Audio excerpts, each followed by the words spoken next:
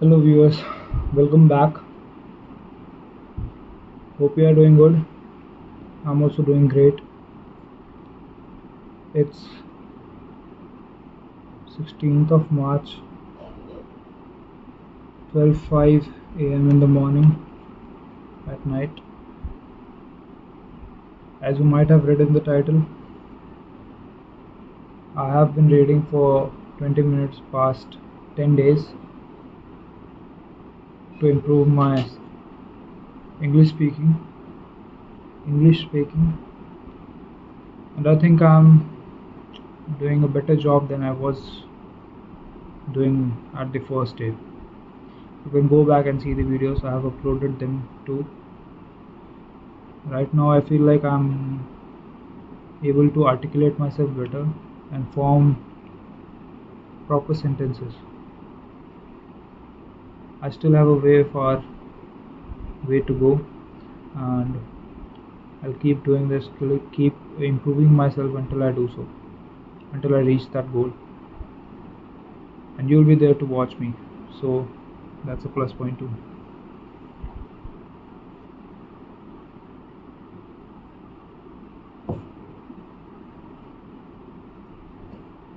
Hope you try to learn something new from this video. Let's start. Let me set up a timer of 21 minutes.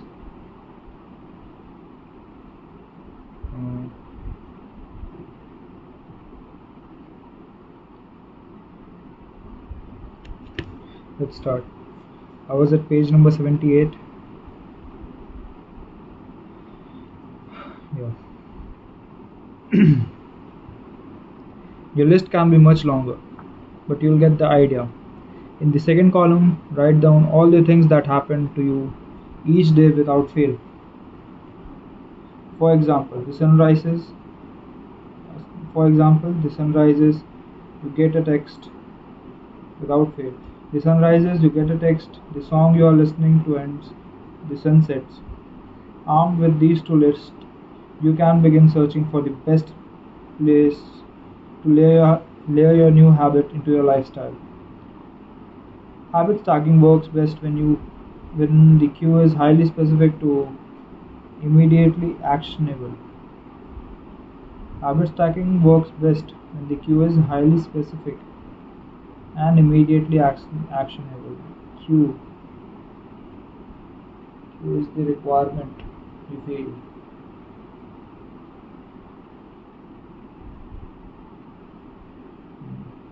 Before doing a habit, before doing a work, the habit you feel before doing a work. The requirement you feel before doing a work is known as cue. If you don't know what cue is, there's a whole video about it. In the past videos you can go through and check. Let us continue.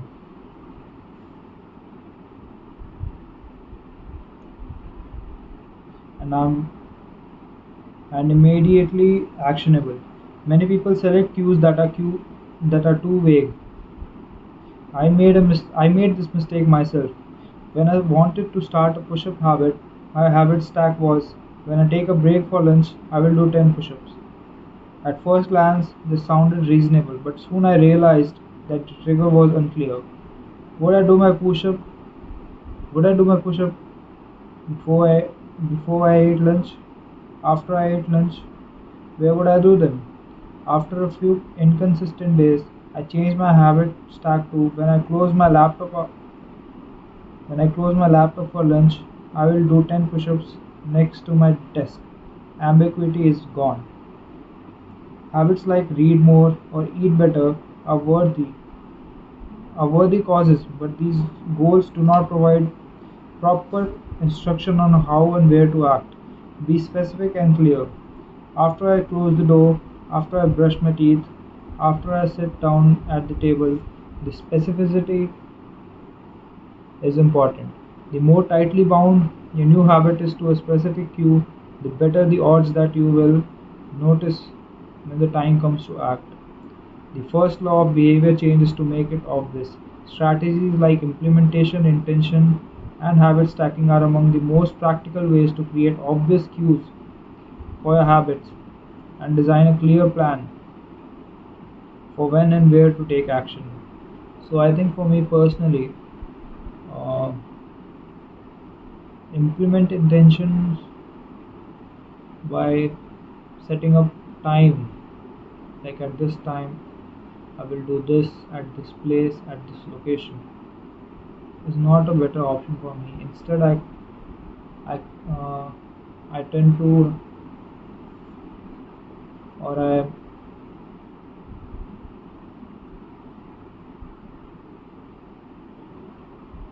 I think habit stacking will work better for me because I do it even now without even realizing it. Like, this is the way I got my playing habit, reading habit. I didn't even knew. Like, let me take example of my reading habit. I wasn't reading, so then I decided to read just before I go to bed, and I have a very specific order that I do it. So that's a good thing. That's what's mentioned here.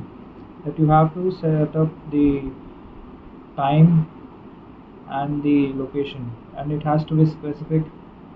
That the order of habit stacking has to be very specific for you to act on it without even thinking about it. Like for me personally, I'm doing it for like 9-10 days and I don't feel like I've missed any. The only day I missed was day before yesterday, and I told you about that in the previous video. I hope you watched it. If you haven't, please go watch it.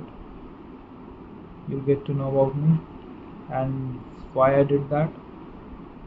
So this chapter is finished. Let us read the summary of this chapter. Chapter number was 5. The first law of behavior change is to make it obvious. True. The two most common cues are time and location. Creating an implementation intention is a strategy you can use to pair a new habit with specific time and location. Implementation intention formula is I will behavior at time in location. Habit stacking is the strategy you can use to pair a new habit with a current habit. The habit stacking formula is after current habit I will perform dash new habit. So chapter 5 is finished. Let's start with chapter 6. Motivation is overrated. Environment often matters more. Annie Thorndike, a primary care physician at Massachusetts General Hospital in Boston, had a crazy idea. She believed she could improve the eating habits of thousands of hospital staff and visitors without changing their willpower or motivation in the slightest way. In fact, she didn't plan on talking to them at all. Thorndike and her colleagues designed a 6-month study to alter the choice architecture of the hospital cafeteria. They started by changing how drinks were arranged in the room. Originally, the refrigerators located next to the cash registers in the cafeteria were filled with only soda. The researchers as an added water as an option to each one. The researchers added water as an option to each one. Additionally, they placed baskets of bottled water next to the food stations throughout the room. Baskets of bottled water. Soda was still in the primary refrigerator, but water was now available at all drink locations. Over the next 3 months, the number of soda sales at the hospital dropped by 11.4%. Meanwhile, sales of bottled water increased by 25.8%. They made similar adjustments and saw similar results with the food in the cafeteria. Nobody had said a word to anyone eating there. So they gave a nice diagram of how they changed the before and after of the what's the black portion.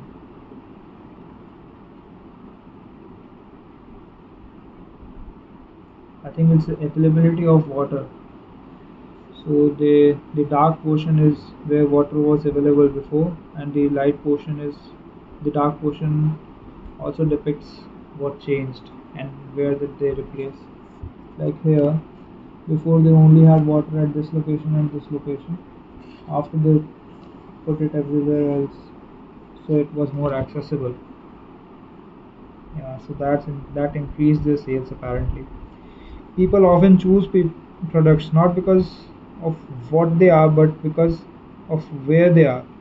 If I walk into the kitchen and see a plate of cookies on the counter, I'll pick half a dozen and start eating. Start eating, even if I hadn't been thinking about them beforehand and didn't necessarily feel hungry. If the communal table at the office is always filled with donuts and bagels, it's going to be hard to not grab one every now and then.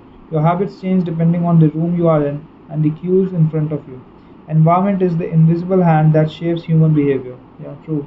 So the chapter title, Motivation is Overrated, Environment or Often Matters More, is correct. Despite our unique personalities, certain behavior tend to arise again and again under certain environmental conditions. Unique personalities, per- personalities, certain behavior tend to arise and again under certain environmental conditions. In church, people tend to talk in whispers. On a dark street, people act very unguarded. In this way, the most common form of change is not internal but external.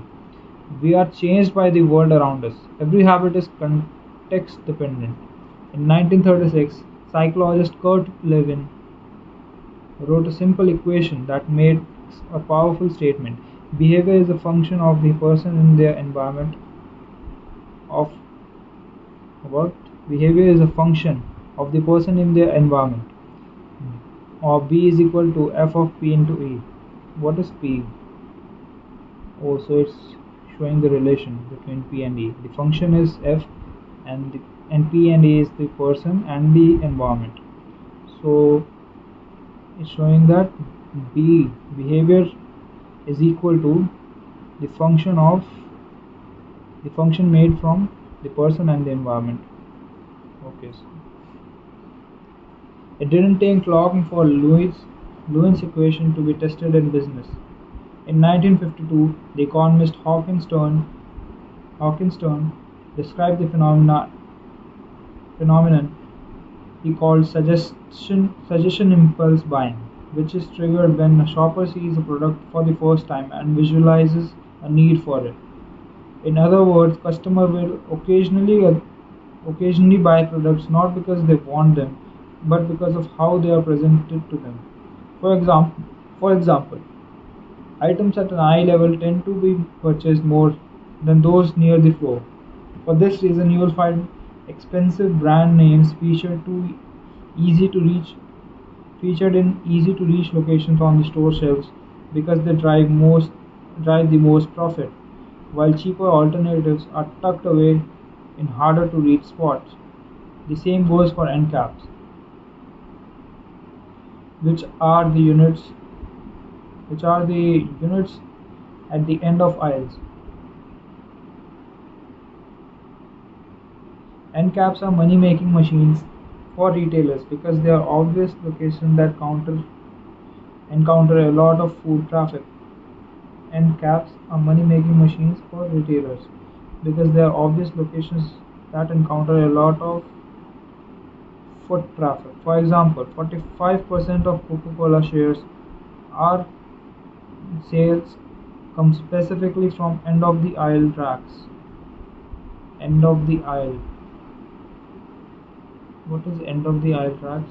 I think it's an aisle is a pathway, a corridor, and the racks at the end of the aisle. So 45% come from that portion. Okay, that's news to me. End caps are money making machines for retailers because they are obvious locations that encounter a lot of foot traffic. The more obvious obviously available a product or services, the more likely you are to try it. People drink Bud Light because it is in every bar and visit Starbucks because it's on every corner. We like to think that we are in control.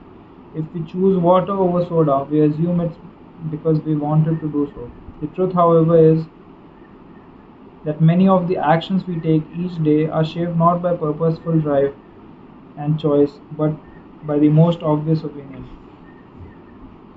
Every living being has its own methods for sensing and understanding the world. Eagles have remarkable long distance vision. Snakes can smell by tasting the air with their high sensitive tongues. Sharks can detect small amounts of electricity and vibrations in the water caused by nearby fish. Even bacteria have chemoreceptors, tiny sensory cells that allow them to detect toxic chemicals in the environment. In human, perception is directed by sensory nervous system. We perceive the world through sight, sound, smell, touch, and taste. But we also have other way of sensing stimuli. Some are conscious, but many are non-conscious. For instance, you can notice when the temperature drops before a storm. Yeah. Or when the pain in your gut rises during a stomachache. When you fall off balance while walking on a rocky ground. Receptors in your body pick up on a wide range of internal stimuli that has amount of salt in your such as the amount of salt in your blood or need to drink when thirsty. The most powerful of all human sensory abilities, however, is vision. The human body has about 11 million sensory receptors. Approximately 10 million of those are dedicated to sight. Okay. 10 million of those are dedicated to sight. Some experts estimate that half of the brain's resources are used on vision. Given that we are more dependent on vision than any other sense, it should come as no surprise that visual cues are the greatest catalyst of our behavior. For this reason, a small change in what you see can lead to a big shift in what you do. As a result, you can imagine how important it is to live and work in the environments that are filled with productive cues and devoid of unproductive ones. Thankfully, there is a good news in that respect. You don't have to be a victim of your environment. You can be the architect of it. How to design your environment for success. During the energy crisis and oil embargo of the 1970s, Dutch researchers began to pay close attention to the country's energy usage. In one suburb near Amsterdam, they found that some homeowners used 30% less energy than their neighbors, despite the homes being similar size and getting electricity for the same price. It turned out it turned out the house in the neighbors the house in their the house in this neighborhood were nearly identical except for one feature: the location of the electrical meter. Someone in their basement had the electrical meters. Someone had one in their basement. Other had the electrical meter upstairs in the main hallway. As you may guess, the homes with meters located in the main hallway used less electricity. When their energy usage when their energy when their energy use was obvious and easy to track, people change their behavior. Every habit is initiated by a cue, and we are more likely to notice cues that stand out. Unfortunately, the environments where we live and work often make it easy not to do certain actions because there is no obvious cue to trigger the behavior. It's easy not to participate. It's easy not to practice the guitar when it is tucked away in the closet. It's easy not to read a book when the bookshelf is in the corner of the guest room. It's easy not to take your vitamins when they are out of sight in the pantry.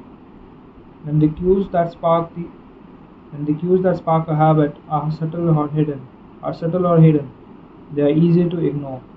By comparison, Creating obvious visual cues can draw your attention towards a desired habit. By comparison, creating obvious visual cues can draw your attention towards a desired habit. In the early 1990s, the cleaning staff at Schiphol Schiphol Schiphol Schiphol Airport in Amsterdam installed a small sticker that looked like a fly near the center of each urinal. That looked like a fly at the center of each urinal. Apparently, when men stepped up to the urinal, they aimed for what they thought was a bug. The stickers improved their aim and significantly reduced spillage. Hmm. I think I've talked about this with my friends. I wasn't sure whether this was true. I also listened about this online and now I'm reading it. So that's cool in a way. Earlier I thought it was just a small dot, but apparently it was sticker. Further analysis determined that the sticker cut bathroom cleaning cost by 8% per year. I experienced the power of this cues in my own life. I used to buy apples from the store, put them in the crisper at the bottom of the refrigerator, and forget all about them. By the time I remember, the apples would have gone bad. I never saw them, so I never ate them. Eventually, I took my own advice and redesigned my environment. I bought a large display bowl and placed it in the middle of the kitchen counter. The next time I bought apples, that was that was where they went, out in the open where I could see them. Almost like magic, I began eating a few apples each day simply because they were obvious rather than out of sight. Here are a few ways you can redesign your environment and make the cues for your preferred habits more obvious.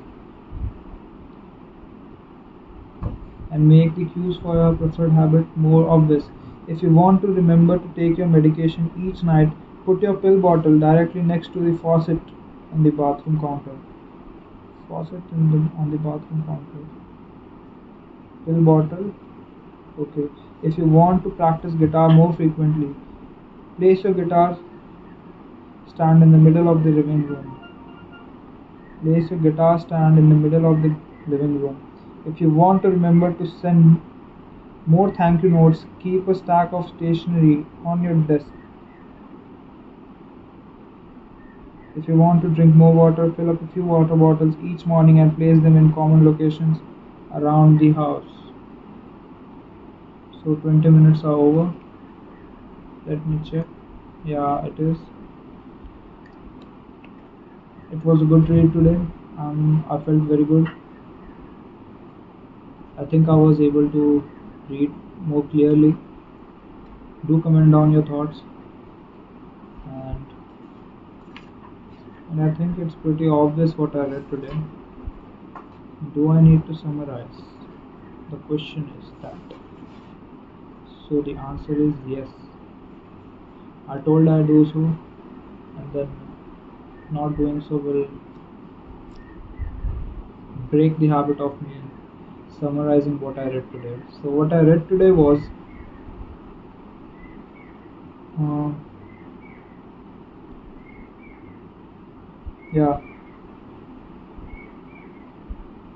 habit stacking. How habit stacking works effectively. You don't have to just just stack habits. You have to place them in order and at specific. You have to mention where and when you are going to perform that habit, and after which habit, at what location. You don't need to mention the time because the time factor is already set up by the previous habit. If you don't know what I'm talking about, please go to the previous video. I've talked about this in that video. So that's it. Apparently, setting up a specific order or a very specific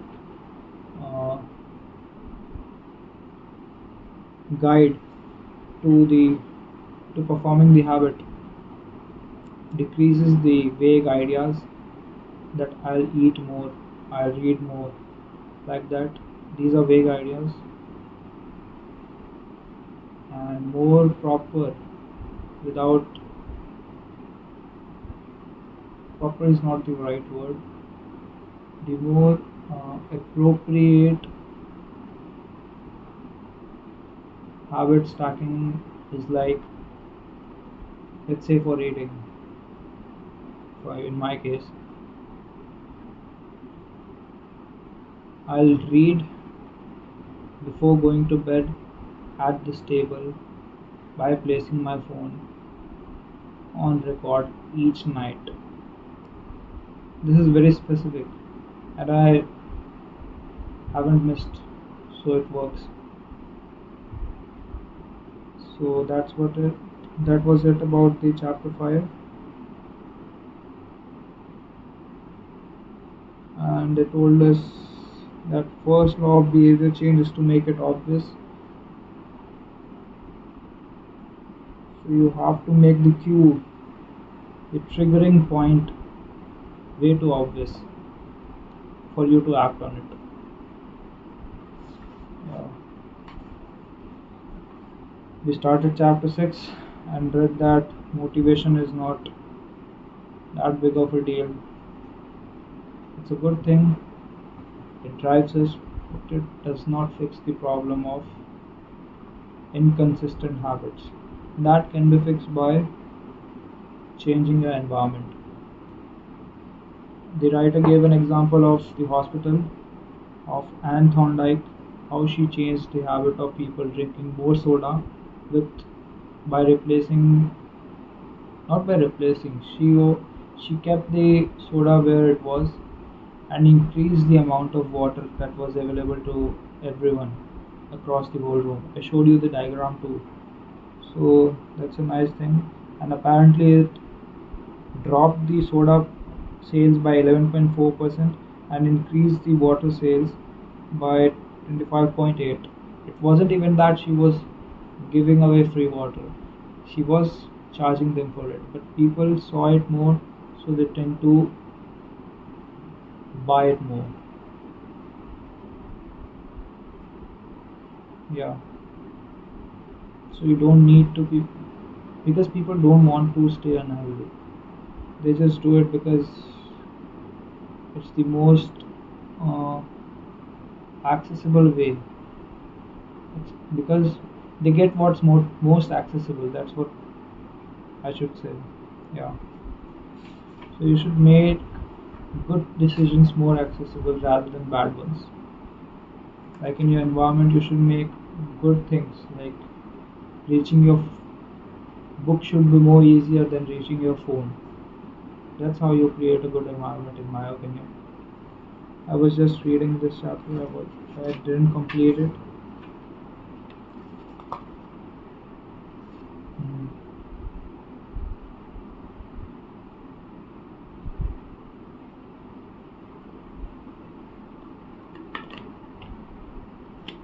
Yeah, so you also gave the writer also gave an example of the grocery stores where items are placed on each rack, and it also the placement of the items also decides which item is going to sell more and which is going to be sold less.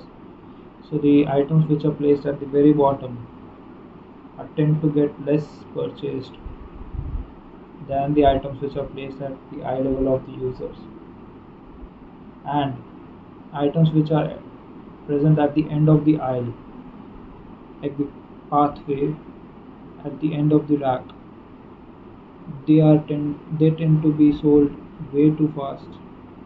They tend to sell way more fast than any other item. Like for example, Coca-Cola,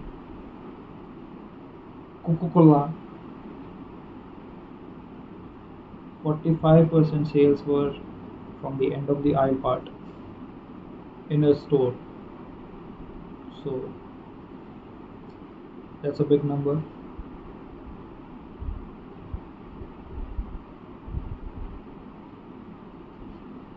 So make your environment in such a way that the habit is more accessible to you. That, like I said, if you keep a book within your reach, like you keep your phone, you'll be more you'll tend to read more than using your phone. If a book is more accessible to you, then definitely you'll read more rather than using your phone or anything, not just phone. But in my case, it's phones. That's why I'm saying phone. Yeah. So we read about we how our perception is directed by our senses. So apparently we have 11 million sensory receptors in our body, and 10 million of them are dedicated to our eyes. So vision is a strong sensory tool to guide our habits. So we should set up visual cues. Yeah, setting up visual cues is more uh, setting up visual cues is more beneficial for us to create our habits, for us to follow our habits, not create them. Habits are created. You create them once, but you follow them regularly. So follow your habits. The writer also told us about how we can design our environment, and the writer told us about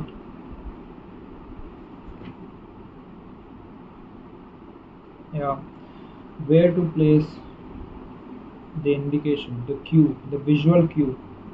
So he told us to place the visual cue of our habit at very accessible, very visual location. Like if you keep your what do we call it? If you keep your guitar in a closet every day after you play it, you'll fall off that habit very soon, because someday you will be so busy that you don't get the time to open your closet, or you don't even remember to play your guitar.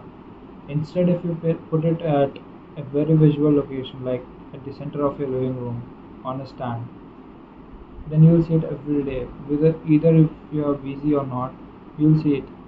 And then definitely you'll play it. You'll get a time and day. You'll set up a time and you'll play it. Instead, if you kept it in the closet, you'll never open it if you are busy. So that's what the writer was trying to say here. And I read half of it, and there he gave examples where to keep,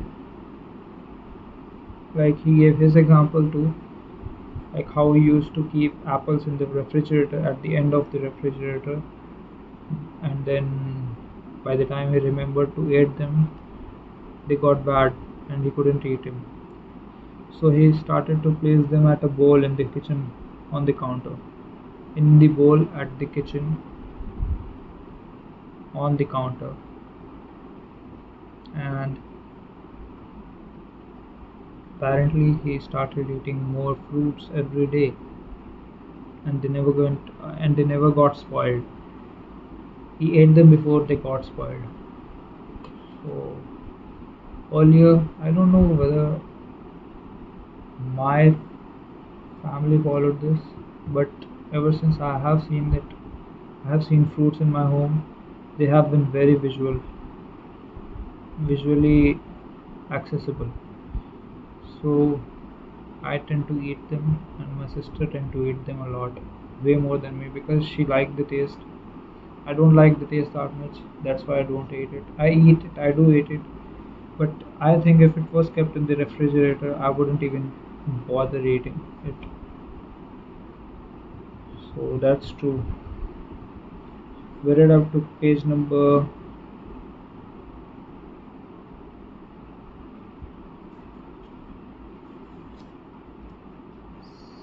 86.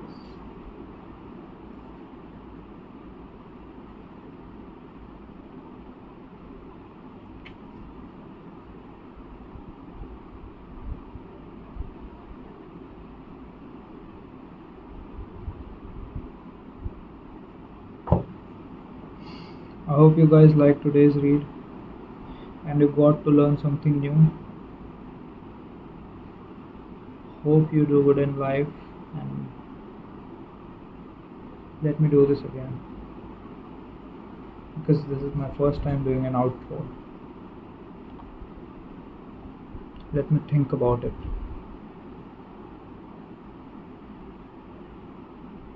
Yeah. Hope you guys doing good in life. Hope you find your purpose. Until then, goodbye.